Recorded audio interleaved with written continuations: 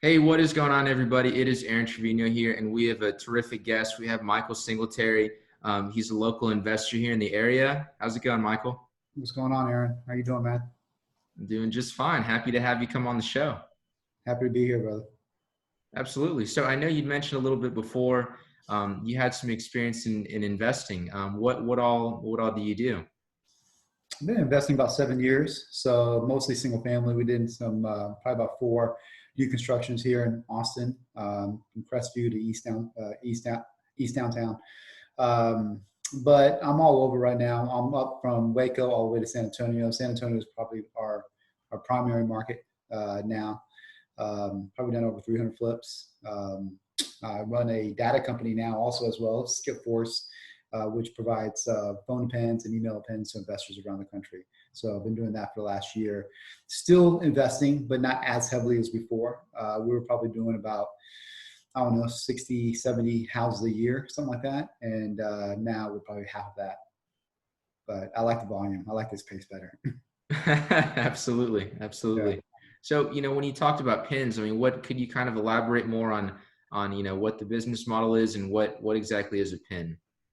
Yeah, so and it's append is so it's called Skip Force. It's a skip tracing company. So investors, what they do is that they pull their lists or their hardship list, and they send it to us for phone numbers and email address, so they could execute their telecommunications marketing plan. So obviously cold calling, texting, stuff like that, right? And what we offer them is that we offer them top tier quality data, but at a wholesale price. So we're able to, since we source the product from the phone carriers, we're the only one that has that type of access. We're able to really give everybody a really, really great value and great price. Um, so that's I've been. I mean, truthfully, it was born out of necessity because I started texting probably about 3 years ago, and was one of the first people texting in this area, and it was great. You know what I mean? I mean, it was fantastic. It wasn't saturated, but then I was spending a lot on data, and so like most things, I'm pretty cheap. Like most investors are trying to find a better value, right? So that's what we did. We found a better way of doing things, and then we've been using it in our business last couple of years, and now we're just rolling out to the public about a year ago. Okay, absolutely. So, when did you kind of see more competitors coming into the market or real need for your services? I mean, right now it seems like everybody's on the text or cold calling platform when it comes to campaigns, right? Marketing campaigns. I mean, the traditional, SEO, PPC, direct mail. I don't think that's going to go anywhere. But the cost per lead, cost per contract is exponentially higher.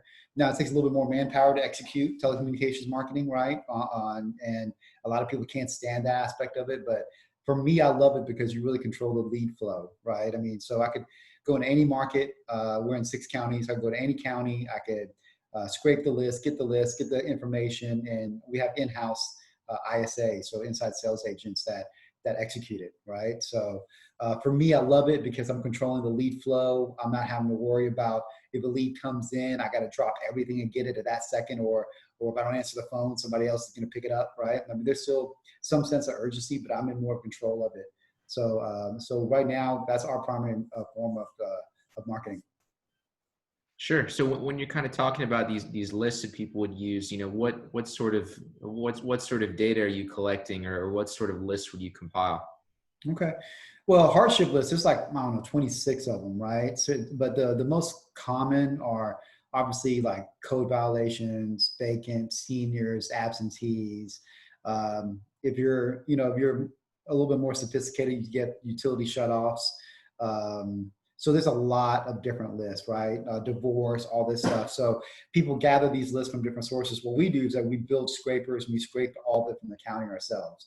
But a lot of times you go to places like Papilio, PropStream, ListSource, or some. There's a bunch of providers that you can purchase those lists. You just want to make sure the list is current as possible, so that way you get the most current data as well. And then what you do, a lot of people like, since we do telecommunications marketing, it's pretty broad. So we have to have a lot of data because each ISA is calling 1,500 people a day, right? We're making 1,500 calls a day. You're not talking 1,500 people, but you're making 1,500 calls. So you have to have a lot, right? But a lot of people stack the list. That means you put it into an organizer, which we're developing one as well. And so you try to stack these pain points on top of each other.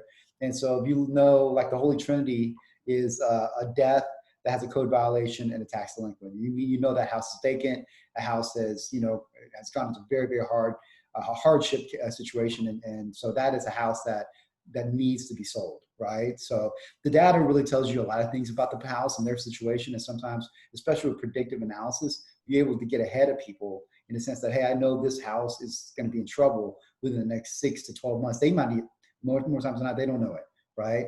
But the data shows that is going to be in trouble. So that's why I really got geeked out into data about 2 or 3 years ago. Instead of doing this real shotgun approach, we kind of more of a sniper approach, and now we're going back out to a shotgun approach. So, yeah. Yeah, absolutely. It's funny timing that I have you on the show today because early this morning I was touring some new construction builds here in Austin, in Central Austin, and one of the ladies was talking about how the real estate industry had kind of been far behind in terms of data. A lot of things are really old school, and it just kind of seems like the industry has changed so much in terms of getting more sophisticated with data and technology, and you seem to be at the forefront. I don't know if I'm at the forefront. There's a lot of people. I don't know if there's a lot of people, but you're right. I think this game on the long scale is all about data, and the people that are on that platform or on that line of thinking, it's just sets you up better for success.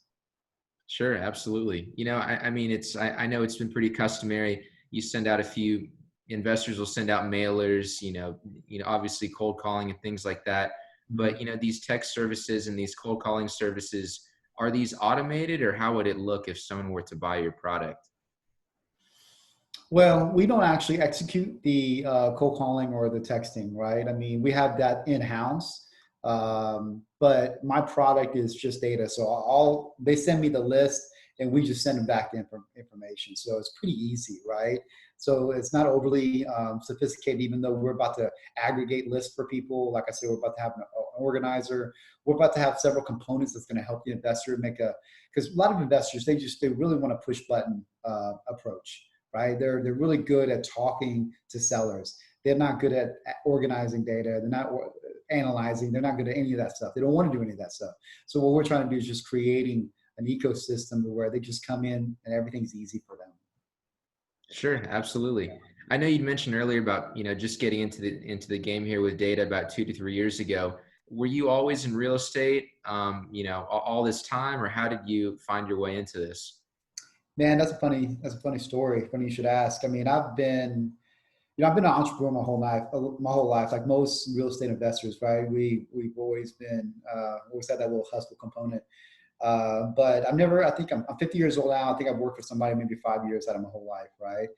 Before I got into real estate, I got into real estate about 7, 8 years ago. I used to own high-end hair salons in Houston. And so that was my gig for a little while, which was a great gig. So when I got into real estate and got a little taste of it, I knew that, hey, this is where I want to go. And I'm one of those burning ships types of guys, right? So I moved from Houston to Austin, and I sold that business, and I've just been doing this ever since. And then I got into data about, like I said, a couple of years ago, and now I'm into this, right? Because I see the ability to scale. The ability to scale in this industry is much better than real estate, especially single family. You can make a great living, but scaling in single family is very difficult, very, very difficult. So when you say, can you kind of lay that out a bit? And when you say scaling single family, you mean scaling a business around that, or what do you mean? I'm saying like having a consistent, uh, you know, $1 million net worth, business on a consistent level without as much risk. It's very difficult. Austin, one of the reasons why I got out of Austin is because it's hard to buy more than 5 properties a month, right? Very, very difficult to do that in this market because you're competing against investors, and everybody knows that their land value is worth a lot. So that's why it transitions to ADUs and stuff like that to be able to monetize the deal, right?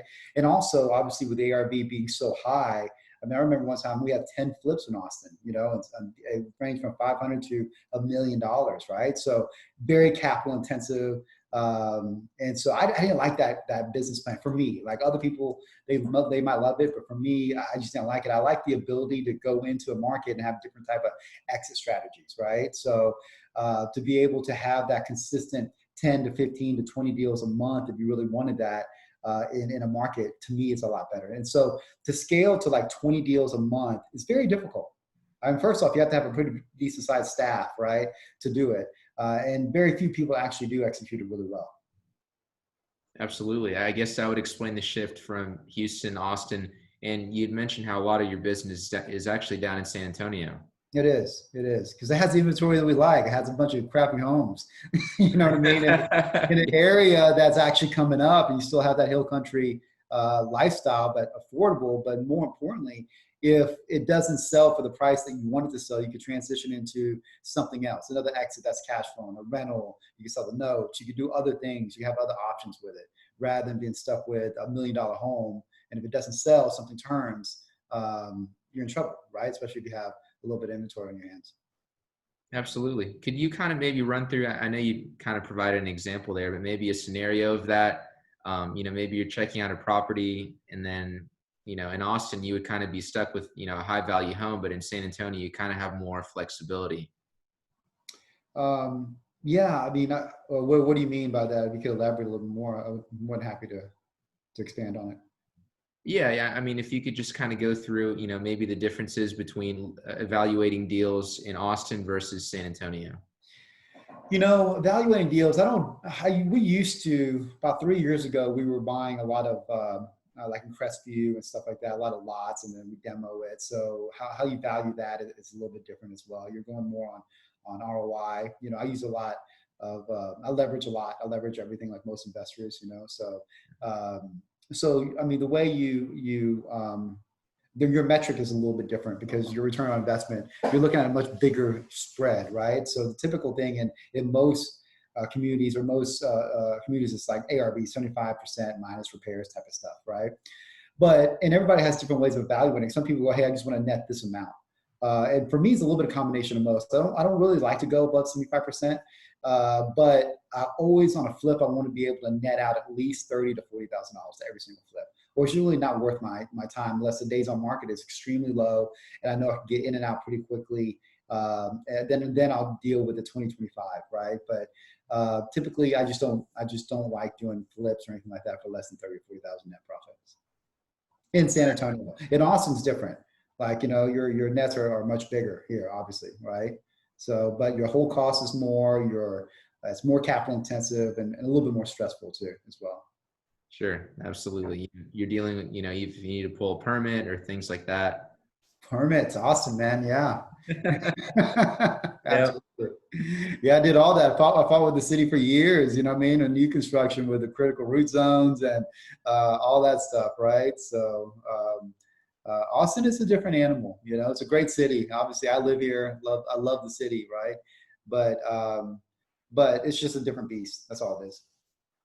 Sure, absolutely. Now, I'm interested, you kind of mentioned it wouldn't be worth your time if it was kind of under 30 to 40K, the days on market were long. Does that just kind of come with experience, you setting those parameters, or how did you come to determine that? I mean, we have a spreadsheet on what we expect the return is going to be, and I always do worst case scenario on everything. I push everything out to 12 months, even though we could pretty much turn a property between 4 and 6, right? So going into it, I always know I have that buffer, and it's always about juggling your capital at the same time as well. Sometimes the one thing that I see people make a mistake, and I've done this as well, you use a lot of your own capital, you don't leverage enough, right? And what happens, that opportunity cost happens. You have another deal that you should be retailing, you have to wholesale because you don't have the capital to be able to execute it. So it's always a juggling act of making sure that you have enough capital on hand, making sure that you're not wasting opportunities that's coming your way. Because if you have a system and you know it's coming, you just have the sense of confidence that's going to happen. At the beginning stages, typically you're like, oh, it's going to be hard to get a flip. I might as well use my money and not pay the financing fees, which I think is always a mistake, right? So I leverage almost everything if I can. Okay. And, for someone who's kind of a novice or not exactly sure of the word leverage, how would you explain what leverage is in a real estate deal? Getting debt to fund the deals. Obviously, either with hard money guys like you, or I use a lot of private money as well. So having somebody else fund the deal, paying them their return, and you're able to do more deals, obviously, that way. So say you had $50,000 to start with, or whatever the case is. Instead of doing one flip, you could do five, right? You're probably going to need more than $50,000, but you know what I mean. Sure. Yeah. Sure. Absolutely. Yeah, it's kind of a, a lot of people like to strike that balance of, okay, do I have enough cash to even do a project?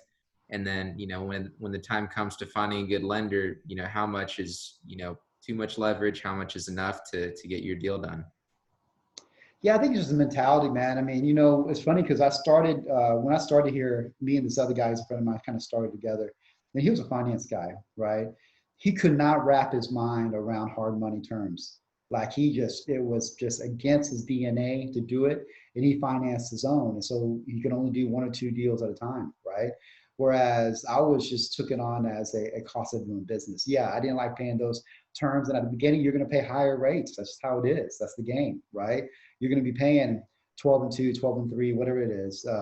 But as you start building your reputation, your goodwill, all that stuff comes down, right? You're less of a risk, not only to lenders, but then you start creating your network too. Other people that have money, they want to put it to work, right? And we offer our hard money, not hard money, our private money, 8 to 10%, but they pay 100% financing, 100% everything, construction and renovation. I'm sorry, purchase and renovation. So it's really difficult for them to get that type of return and be in first lien position as well, right? So if you understand how to put people in position to win like that and kind of tell the story where they actually understand it, it's gold. I mean, it's great. You're able to do a lot of properties. Yes, absolutely. I know some people can kind of be a little hesitant when maybe they see, the higher interest rate, they're not accustomed to it. They see a higher cash to close, but if you crunch the numbers, you can see that, depending on the deal or what your goals are, it can work out really well for you. There's no way you're going to scale. I mean, I know a couple of guys that got pretty big, and they just were against it. But I mean, you're just talking about a handful of people in the nation, right? So I think it's really difficult to scale unless you leverage. Sure, absolutely. So in terms of scaling, I mean, I know you're talking about having a good team around you, having a good hard money lender, getting the leverage and the financing. But if you're kind of starting from square one, how do you even make a plan to be able to scale when the time comes? How do you make a plan? I mean, I think that, I think you have to. I mean, one thing that I see people make a mistake on is that they're just not capitalized enough, right? And they think that you hear all this you could do in real estate without any money, and yes, you can, but you really need some cash. And if you're going to do that, you're going to do a lot of the grinding work, and you're going to wholesale everything, right? Like I see people going into flips when they're just not capitalized enough, not understanding the cycle of money and all that aspect of it, right? And they just get themselves in trouble, which we're dealing with right now. We're buying some properties right now from investors that are in trouble. And I think you're going to see that a little bit more in the next 6 to 8 months, right? So I think the biggest mistake at the beginning is just not being capitalized enough and understanding the cycle of money aspect of it. And then marketing, you have to really understand we're in a marketing game. We just happen to buy houses, right? But if that phone isn't ringing, you don't have anything. And then of course we're in the sales game. You got to convert it whenever that phone does ring. That's another mistake a lot of people make. Buying houses is a different type of sale, I feel, than a traditional sale, right? So you have a lot of hats I think you have to master, and you can only really do them one at a time. So at the beginning, I always give people advice. I was like, listen, if you don't have that much money, partner up with somebody that does. Find him the deals, right? Do the grunt work, do all the stuff, bring value to that person, and learn as much as you can. I would probably go and work at the top real estate investment company in the city and just work my butt off for 2 years and just be so valuable to that team that I'm just getting as much information as I can, making as much money as I can, and then move out. But everybody has a dream, man. Everybody wants to be on their own really, really quickly. So I get it. But I just think they're underprepared a lot of times for what this occupation entails. Does that make sense? Sure, of course. Yeah, I'm just interested. You use the words money cycle, in terms of kind of understanding, the kind of the intricacies of a deal. How would you explain what the words money cycle would mean? So I'm not a finance guy, so I might butcher this, my friend.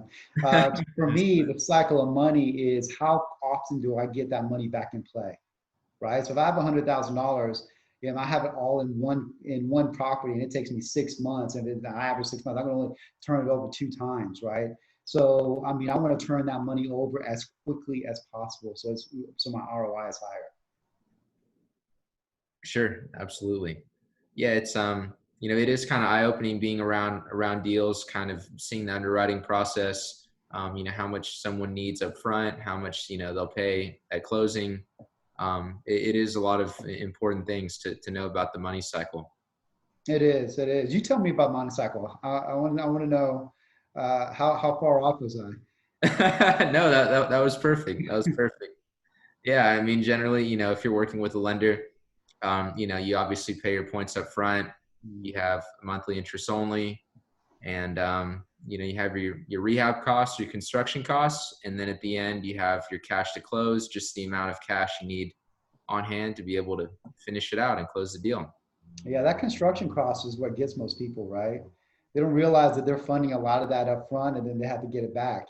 And so just monitoring that cash flow is always a dance. And truthfully, if you've been in this game long enough and you haven't had to worry about running out of money, you're probably not applying yourself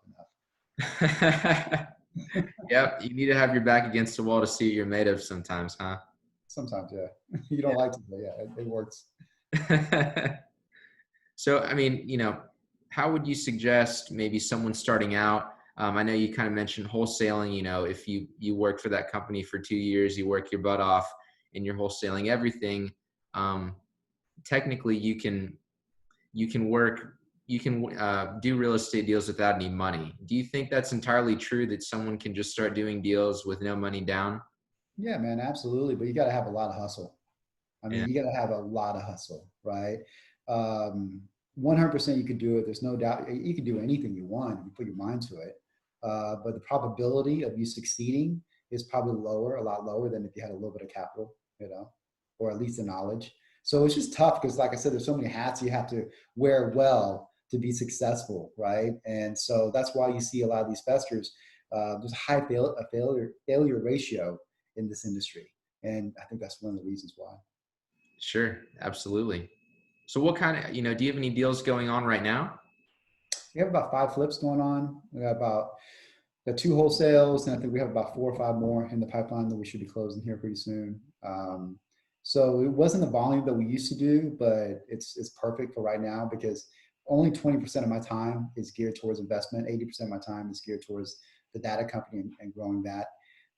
So I kind of like the space I'm in right now, but of course that person inside of me is like, man, I want to buy more, I want to buy more. And I think there's gonna be a lot of opportunity in the next 6 to 8 months, man. I mean, so we're kind of gearing up for that to a certain degree. I'm looking for acquisition guys. We increased our in-house ISAs. We added 4 more ISAs this last month. So those are inside sales agents if you aren't familiar with it. So our lead flow, we're anticipating a mass, a huge increase in lead flow. So I need some more acquisition guys to be able to handle it. So if you know anybody, let me know, man. But we closed everything over the phone. Like I haven't seen the last 30 houses I looked at. I mean, I bought. So we closed everything over the phone. I never see them from start to finish. I never see it. How about that? Yeah. Yeah, it kind of seems like one of those things that a lot of people who prefer to do real estate, you can touch it, you can touch a house, you can see if it needs repairs or not. Um, but to some people, it almost seems taboo, not even seeing a house and buying it. What would you tell someone like that? It's kind of like the old school way of thinking, man. And I was like that until probably about a year ago, a little less than a year ago. I was definitely a belly to belly type of person, think that we had to be in front of them. But truthfully, man, sales is all about confidence, right? It's all about the ability to instill confidence from the seller and make sure you solve their problem, and then you have the systems and processes in place, the checks and balances in place to fill in the gaps, right? Because I don't see the house, I have other things within our process system to make sure that hey, the contractors are doing what they're supposed to do, that the house is what I think it is before I purchase it. We purchased it, we closed it. I mean, so really from the beginning to the end, I never ever see, I never even walk step foot in the house, but I trust people and our processes along the way to execute what they need to execute. Now, is it perfect? No, man, not even close, but it's good enough. And also I think the mindset, the fear mindset of how I'm going to do this now that I've done it, you know what I mean? It's gone. So I think that's the biggest shift is your mindset at the beginning, because you're like, how am I going to possibly buy this house or talk to that person that's selling me the house at the price that makes sense for me, still makes sense for them, and just over the phone without ever seeing them. And the truth is, it's happening a lot all over the country right now. Yeah. So it's really just up to you. Sure, absolutely. It kind of seems like at this point we kind of have to get used to it, whether we like it or not. Well, people are just used to buying things online anyways. Yeah. And with the pandemic, I think that was the perfect transition, because we really couldn't, like, they didn't want to show the house to a bunch of people anyways. And it was an excuse not to really even be there. So we even took that as an opportunity to kind of fine tune the processes and the systems. And you know what I mean? And so it's worked out actually better because of the pandemic. Sure, absolutely. Do you ever I know you kind of mentioned how you have your people, you have your team, those contractors who go in and will tell you, how many dollars worth of repairs you need. But I mean, do you ever use anything like virtual reality, or, do they take videos for you, anything like that? Yeah. So no, I mean, I don't, virtual reality. What do you mean by that? Like Matterports or something like that? Or Right, like just kind of being able to, put some glasses on and, kind of being able to walk the house yourself without even leaving your own home. yeah, absolutely. So there's several layers of qualifying that prospect, right? So the initial prospecting for us, we asked them to send pictures. First of all, we want to figure out they're even in our buy box. Like, I could tell what a property needs to be at by their square footage and just their explanation, you know what I mean, of what they think it needs to be done. And so if what they tell us, part of our script with the ISA is like, hey, listen, it sounds like you're pretty reasonable. It sounds like, what your expectations are is aligned with what we need to be. So we're gonna send somebody out and just confirm what you're telling us is true, right? And then so we lock them in for a price, and then they go out, and if it is, we just move forward. If it isn't, it's pretty apparent because we have a pretty detailed script of what the initial conversation looked like. And if they send us pictures, we're like, hey, you showed us this, but you didn't show us this, right? Hey, you showed us this, but you didn't say anything about the foundation, or the pipes seem like there's bursting, or there's mold, and then you make the adjustments to the price after that, right? And then for us, that's crucial for us in the markets that we're in, we have GCs that we trust. That's tough, right? I mean, in this industry, having great relationships with a contractor is it's a benefit that most people don't have, truthfully. There's always a problem. So we've been very fortunate to have that. But I know other people within their process, they don't necessarily have to trust a contractor. They'll have an inspector come in that they trust. But I think you have to have somebody that you trust go in there and take a look at it if you're going to retail it. If you're going to wholesale it, I don't think it matters as much. But if you're going to retail it, you have to have somebody in there you trust. So part of us is that they send the pictures, our contractor sends pictures, our contractor sends videos as well. And we have a pretty good idea of what we need to do because we've done it so much, right? I mean, I could look at a house and I go, oh, I could walk into a house and take a picture of a house and go, I know this is going to be around $55,000. I could just tell from experience. At the Sure. beginning, it was tough. Yeah. Absolutely. You made a great point about, having those good contractors, that good team, and just, not only you, but having someone on your team who can look at something and say, you need X amount of dollars to repair it. How do you find those good people? How do you get in with those good contractors to be able to help you like that? I don't know, man. I don't, I've gone through so many bad contractors. And so when I did find ones that I felt were trustworthy, it's always a game, right? I mean, you still have to hold them accountable. If you don't know how to manage them, then they're going to manage you. And that's just how it is. I think the thing that made the difference for us is that I could keep you busy if you're honest and you do good work. And then I have to always kind of give a little bit of leniency on like timeline, the 2 out of 3 thing, right? Like if you have, you have price, you have quality, and you have time. So pick 2 out of 3. And there's validity to that. So sometimes I have to, hey, the time might be a little bit longer, but I know that they're honest and whatever. So I make sure they're taken care of. I make sure that sometimes I even buy a house when I shouldn't have bought that house, just make sure they're working, right? So that's it's a luxury that I didn't have at the beginning of my career, but I have it now. And it's just because I'm able to keep them busy. Sure. For someone not really familiar with new construction or maybe, dealing with crews and flips, what do you mean by being able to keep them busy from project to project? Why does that matter? Well, because obviously they have families to feed and stuff like that, and they don't want to go looking for jobs, man. A lot of them, they're not in the marketing game. They just want to be, they just want to work, especially with their subs. The contractors have their subs, and if they don't pay their subs or keep their subs busy, they're going to go somewhere else, and so that means obviously it hurts their business. So to keep them busy is unbelievably beneficial, and even though they're willing to take less money to be able to have consistent work, because I can't pay retail prices. We can't pay retail prices, right? So that's the trade-off. Like I'll give you consistent work, but I do require a little bit of a price reduction. But you want to beat them up on price. I used to do that a lot, man. I used to just beat them up on price, and that's not what you want either. If you're beating somebody up on price, they're constantly looking for the next thing. I mean, because they got mouths to feed. So you have to work that balance. Sure, absolutely. I guess that just comes with time and experience and, like flexing a muscle, just doing it over and over. Yeah, absolutely, man. Yeah, I'm just curious, maybe kind of rewinding back to your first deal, do you remember your first deal? How'd you find it and what did it turn out like? Yeah, I remember my first deal. I was with a national franchise, so I started with them. So they supplied all the marketing, right? I just gave them money and they supplied the marketing. And so I thought it would be a great apprenticeship. That was my idea of the apprenticeship, right? Where it would expedite my learning curve. But I knew nothing, man. I mean, and quite honestly, it was a hindrance to me because I was within their ecosystem, their box, and how they did things. And so when I left them about 3 or 4 years ago, it was almost like I started over again, right? But my first deal, oh my God, it was like I remember at closing, it was a nightmare. Everybody was arguing.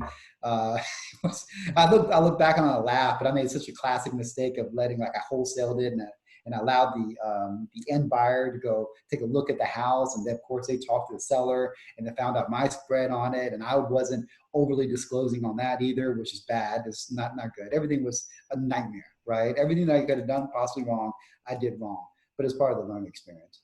So yeah, yeah, it was horrible, man. Yeah. Yeah. Didn't want to bring back the bad memories, but it's good you No, can. it's cool, man. It's a good memory now. I laugh at it, right? I'm like, I still see that escrow, that title officer's look like, what is going on here, man? You can tell that it was the first deal. I Okay. didn't know what I was doing. Yeah. But Very good. that's just how you grow, man. You're constantly making mistakes and falling forward. Yeah, no, that's good because I mean, at least there you got in the game.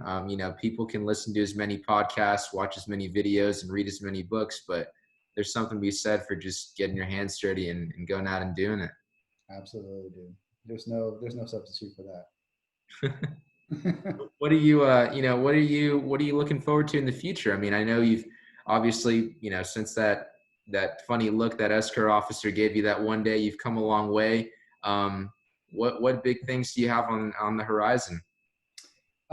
So we're adding, like I said, we're adding things to skip tracing and being able to provide this information to investors around the country. So I'm really stretching myself because I'm not a technical guy.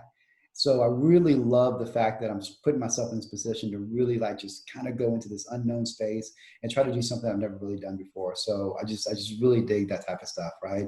And also once we get this down, because we understand this industry, I want to go into another industry and provide data. So that's what I'm looking for. My goal, my real goal, is to be able to make money off my laptop anywhere in the world at any time.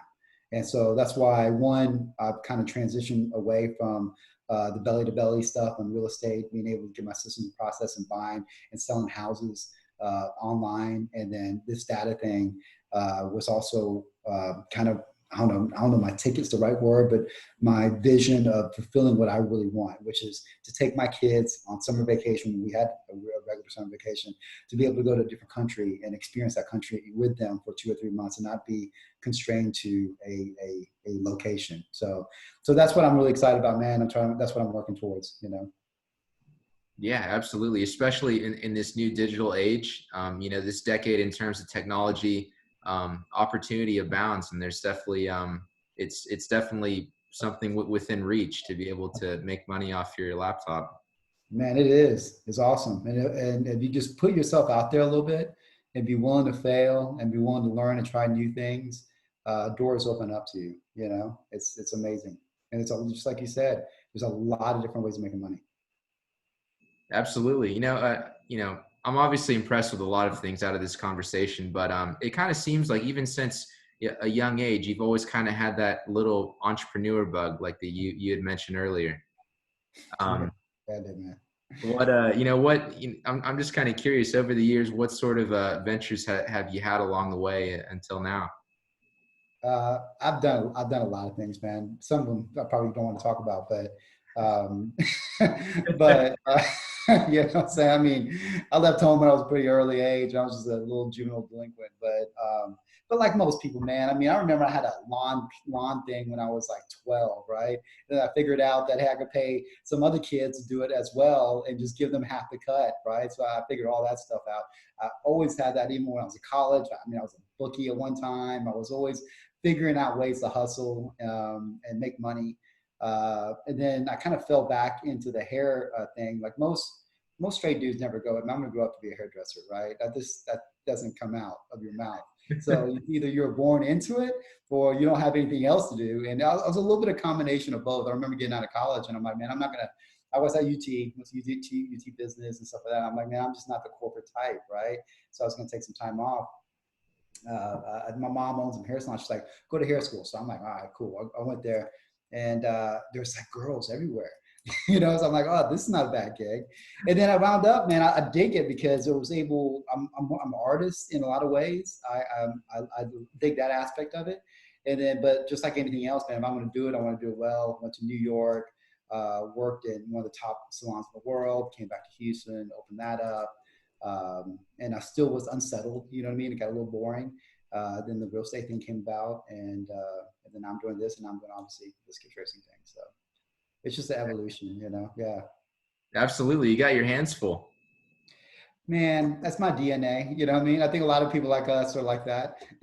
You Yeah. know, we're pushing our limits. You know, otherwise we get bored, right? I mean, that's the death of me. If I get bored, I start doing like destructive stuff. So Yep. love being busy. I love pushing my limits. You know. Definitely have that in common. I don't like to be bored. I don't either, man. It's the worst thing in the world. As a matter of fact, I can't stand it. I cannot stand, and I cannot stand people that say they're bored.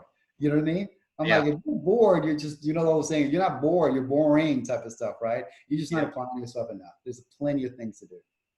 Absolutely. I mean, you've got, especially with everything on the internet will tell you what to do. You just type a few little letters on Google and you can find something. Dude, that's so true, man. Because I'm like geeking out on marketing, like in the sense of like social media marketing and funnels and stuff like that right now. And that's just in itself. That can take years just to learn that, right? I mean, there's so much that I want to learn. I just feel like I just don't have enough time to do it. But I feel blessed to be able to have that, right? And so one of the problems I have though is that the shiny object syndrome because I got to make sure that I'm highly focused on one thing, or I'll go in these little rabbit holes, and obviously that's not productive, you know. Yep. Yeah. Those little diversions and attention, they'll take you in a different direction, but at least you learn something from it. Yeah, for sure, man. You got to have a clear vision what you want, and you got to be able to say no because there's a lot of opportunity, like you said earlier. And if you can't say no, that's going to be a problem. It's going to get you away from what you really want. You know, I used to be annoyed with that question. It's like, what do you really want? So what do you mean what I really want? I want to make a lot of money. I want to, you know what I mean? I want to do this. I'm like, no, man, what do you really want? You know? And so when I answer that question, it's when things really start taking off. And even like my time, like now I utilize things like time blocking and all these little tricks to make sure that I'm really highly focused on what I'm supposed to do. Um, that discipline part of it creates the freedom, right? So the more discipline I have, the freer I am, which is really a weird dichotomy. Yeah, it is kind of funny that dichotomy, kind of striking that balance between the two, because a lot of people would think, you know, having discipline would mean that you're restricted, you're confined to something. But if anything, discipline is freedom. 100%, man. It took me a long time to figure it out too. You know, you're young. How old are you? I'm 26. Man, that's awesome, brother. You know what I mean? I wish I was your age and knew what you knew. You know, because you have the most valuable thing. It's time. You know, you have time. You can do a lot in 10 years. I mean, you could do a lot of damage in 10 years if you're focused. Absolutely. Well, I'm trying to get my head clear and trying to get focused. That's awesome, brother. That's awesome, man. Yeah. Well, thank you for coming on, Michael. I'm sure a lot of people watch right now. You know, you've really resonated with everything you've said. Where can people find you? Um, are you on social media, or how can people get a hold of you? I mean, I'm not on most social media much, ironically, but yeah, Mike Singletary. You can find me on Facebook, on Instagram. Skip Force. You can find me. You can DM me if you want to have any questions about anything really. It's funny because you would think I own a data company that I'm sitting around talking about data all day, but truthfully, most of my day is talking to investors about their business, and I love it. You know, because I remember what it was only 7, 8 years ago that I started, man. So I totally remember what it's like, and I love like going through their process maps of their business and how they do their lead flow and lead gen and stuff like that. So if anybody needs to talk about stuff like that, just reach out to me, hit me up. I'd be more than happy to talk. Absolutely. You know, is there anything that you haven't said you really just like to hammer home? Man, I don't know, dude. I think I've said a lot already. No, I'm good, man. You know, I appreciate being on. I appreciate you having me on here. It was a lot of fun. Absolutely, Michael. You've been a great guest, and we'll talk to you soon. All right, brother. Talk soon, man. All right, Thanks peace. a lot.